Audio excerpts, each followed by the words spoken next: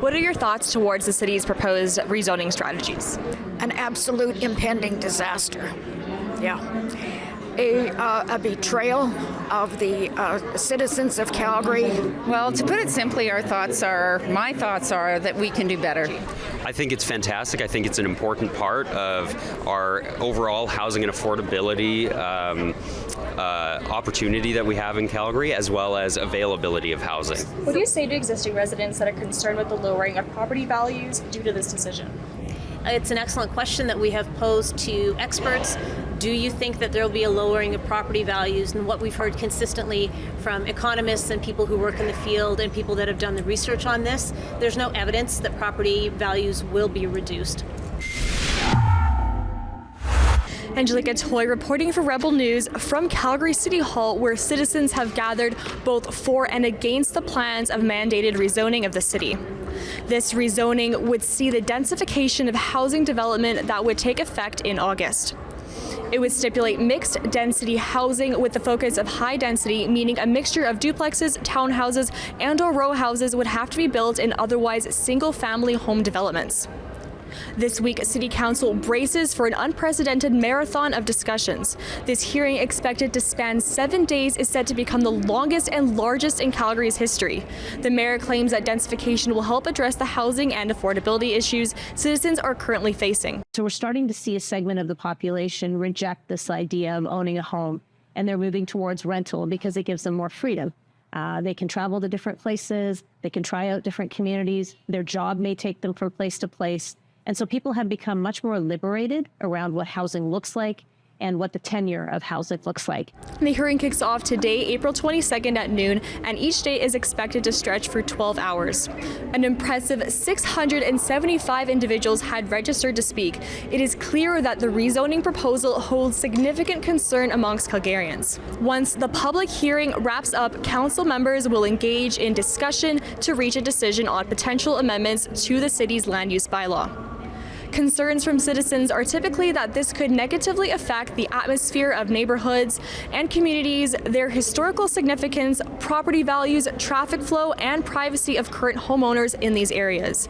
Further, Calgary's proposed detensification efforts are a blueprint for 15-minute cities. Mayor Jyoti Gondek took money from the Trudeau government for the restructuring of the city before the motion was properly even discussed or passed, leading to even more worry for citizens. Let's hear from the protesters and listen to their thoughts and concerns directly. What are your thoughts towards the city's proposed rezoning strategies? Well, I think this blanket rezoning is poorly thought out. There are actually already mechanisms in place where people can request a variance and have their property rezoned for more intense development. And that process allows the neighbors to have input. It addresses the actual neighborhood. It's not good for people's health.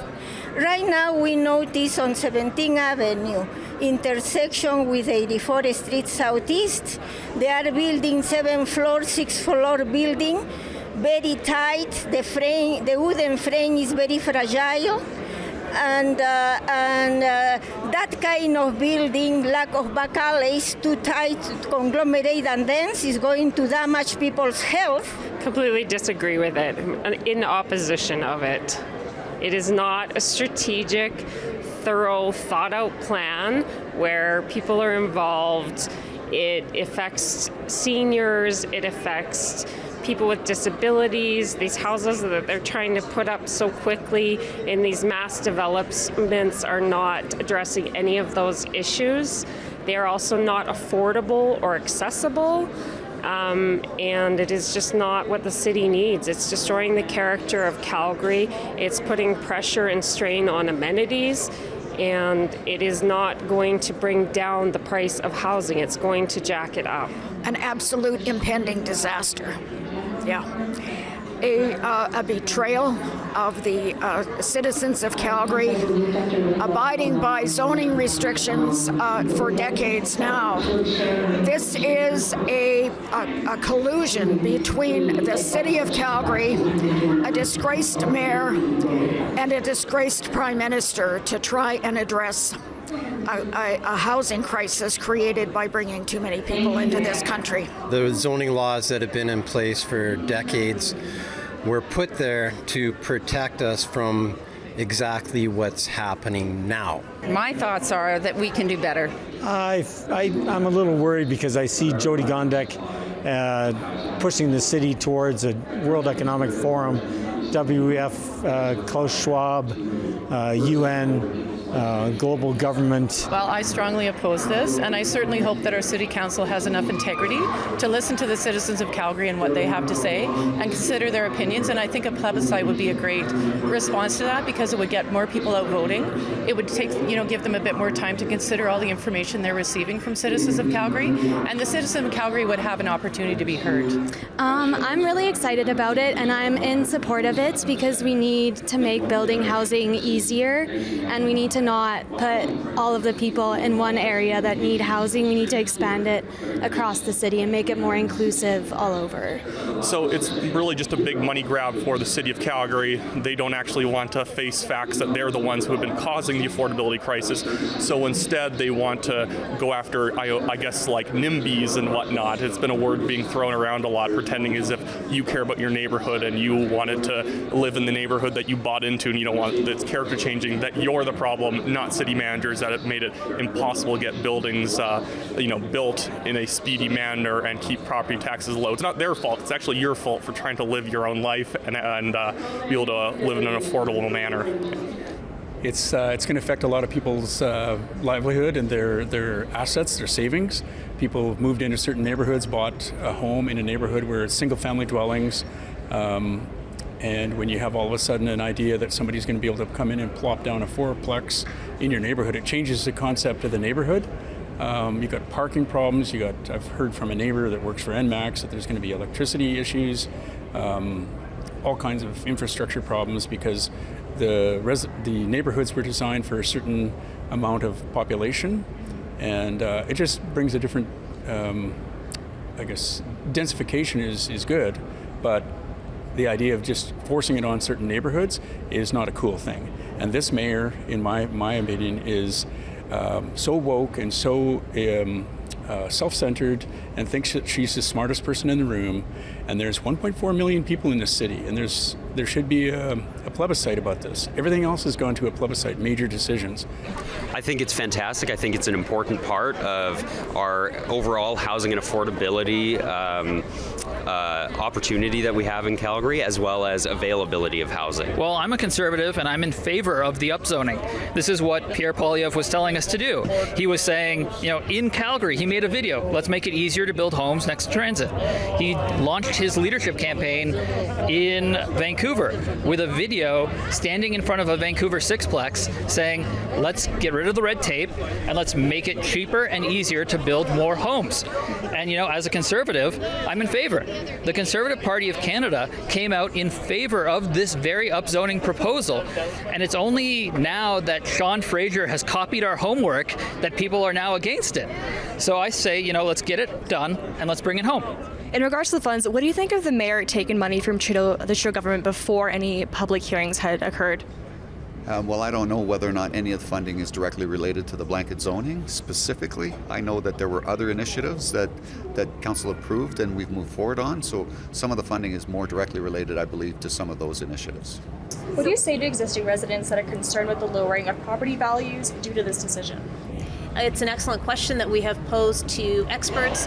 Do you think that there will be a lowering of property values? And what we've heard consistently from economists and people who work in the field and people that have done the research on this, there's no evidence that property values will be reduced. What are your thoughts on the city's proposed rezoning strategy? I feel that it's going against humanity. I feel like maybe the intention might be one to help communities and humanity, but because they are blanket rezoning and not factoring in trees and nature, that creates another problem. So for example, we are nature, and if we create concrete jungles, our well-being goes down the drain. And so if we can't plant gardens because there's too much shade, or if trees have to come down because they're proposing to just take down any tree that's needed to come down, comes down. and they're not planting trees fast enough to replace that. So if humanity lives in disharmony with nature, we don't do well. Do you have any concerns about 15-minute cities? Have you heard of those? I have not. So 15-minute cities is a sustainable development plan proposed by Agenda 2030, which is a World Economic Forum agenda, and they're planning to rezone cities to make everything accessible for the communities within 15 minutes. Some citizens are concerned that this is just going to create a lot more control and more of a big brother type of city. What would you think about that? I would say making a city accessible just makes it easier for people to get around and to get like services that they need or services that they want for enjoyment even. I don't think that keeping people like in areas makes it easier I feel like it would make it easier to control people by not making it accessible to get everywhere, you know? I feel that is an ideological goal that isn't very realistic in Calgary. I also think we need to acknowledge the fact that we live in a winter city and that certain initiatives that are prioritized aren't necessarily doable, in so much as the citizens living in Calgary riding their bikes, to go get their groceries and so forth when it's minus 20, for instance. Yeah. So I live near Marda Loop, which is where they're currently trying to implement that, and it's also very harmful to the businesses there, the amount of time that these projects are taking. And they've cut down many, many mature trees, which I find interesting given that Jody Gondek declared that we have a climate emergency. And the tree canopy in our city is so important for various reasons. So that is contravened to those initiatives, which I find it's interesting. Yes. This is the question. You and I, we don't get to wake up in the morning without trees. Or bees. Bees go, we have 4 years to live. Trees go, we don't breathe, you don't breathe, our children don't breathe. So we cannot claim to be climate savers and think it's a great idea to take down trees, which take 20 to 30 years to really build those roots and build those ecosystems that we need. So this is a lie, and this is why people want good communities. People are happy to be in humanity and communities together, but there's something deeper that we know isn't sitting right, and I believe it's because it's taking away the balance, and the balance is always required for humanity's well-being.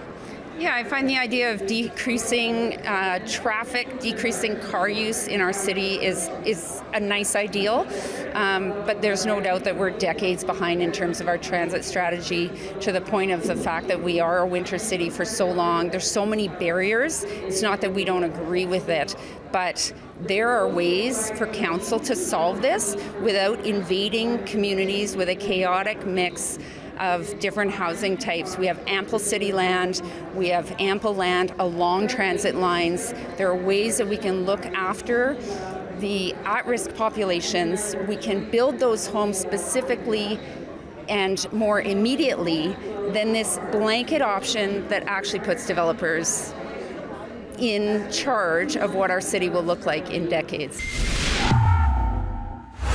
Globalists are pushing the green reset by manipulating us to transition from fossil fuels to green energy. This shift is unneeded, unwanted, and unacceptable. If you agree, please sign the petition nogreenreset.com.